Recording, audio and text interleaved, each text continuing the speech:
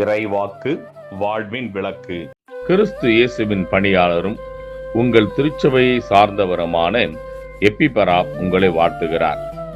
எல்லா சூழ்நிலைகளிலும் கடவுளின் திருவுளத்தை முழுமையாக நிறைவேற்றுவதில் நீங்கள் தேர்ச்சி பெற்றவர்களாயும் நிலைத்து நிற்பவர்களாயும் இருக்க வேண்டும் என இவர் எப்போதும் உங்களுக்காக இறைவனிடம் வருந்தி வேண்டி வருகிறார்.